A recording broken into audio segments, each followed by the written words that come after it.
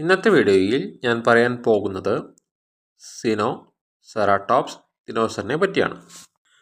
സിനോസെറാടോപ്സ് ഒരു വലിയ സസ്യഭക്ഷിയായ ദിനോസറാണ്.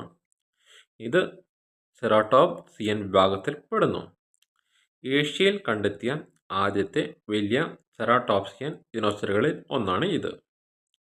ഏകദേശം 66-68 കോടി വർഷങ്ങൾക്ക് മുമ്പാണ്, അതായത് ലേറ്റ് ക്രിട്ടേഷ്യസ് കാലഘട്ടത്തിലാണ് ഈ ദിനോസറുകൾ ജീവിച്ചിരുന്നത്. ഈ ദിനോസറുകൾക്ക് ഏകദേശം 6 മീറ്റർ നീളവും 2 മീറ്റർ ഉയരവും ഏകദേശം 2-3 ടൺ ഭാരവും ഉണ്ടായിരുന്നുവെന്ന് കണക്കാക്കപ്പെടുന്നു. സസ്യപക്ഷികളായ ഈ ദിനോസറുകൾ ഇലകൾ, ചെറുചെടികൾ, കുറ്റിച്ചെടികൾ എന്നിവയെല്ലാം ഭക്ഷിച്ചിരുന്നതായി കണക്കാക്കപ്പെടുന്നു.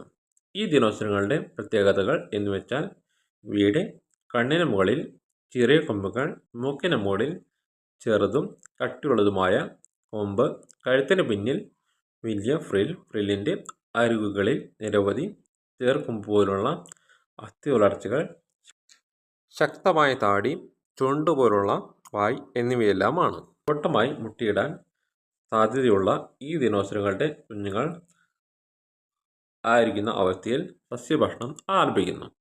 അവയുടെ യുവാവസ്ഥയിൽ വലിപ്പവും കൊമ്പുകളും വളരുന്നു. പൂർണ്ണ വളർച്ചയിൽ ഈ ദിനോസറുകൾ കൂട്ടമായി ജീവിച്ചിരുന്നിരിക്കാം.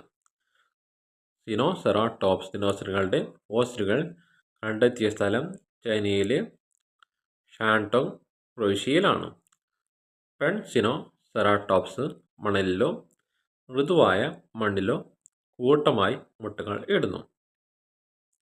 മുട്ടകൾ ചൂടും സുരക്ഷയും ലഭിക്കുന്ന സ്ഥലങ്ങളിൽ ആയിരിക്കും. മുട്ട വിരിഞ്ഞ് പുറത്തു വരുന്ന കുഞ്ഞുങ്ങൾ ചെറുതും ബലഹീനരുമാണ്. ശത്രുക്കളിൽ നിന്ന് രക്ഷപ്പെടാൻ കൂട്ടമായി അമ്മയോടൊപ്പം കഴിയുന്നുണ്ടായിരിക്കും. കൂട്ടമായി ജീവിച്ച് ശത്രുക്കളിൽ നിന്ന് രക്ഷപ്പെടുന്നു. വലിയ ശരീരമുള്ള ദിനോസറുകൾക്ക് സാധാരണയായി കൂടുതൽ ആയുസ്സുണ്ടാകും. കാലാവസ്ഥയും ഭക്ഷ്യലഭ്യതയും ആയുസ്സിനെ സ്വാധീനിച്ച് സിനോസെറാടോപ്സ് ദിനോസറുകൾ ഏകദേശം 25 മുതൽ 30 വർഷം വരെ ജീവിച്ചിരിക്കാമെന്നാണ് ശാസ്ത്രജ്ഞന്മാർ കരുതുന്നത്. ഇന്നത്തെ വീഡിയോ ഇവിടെ നിർത്തുന്നു.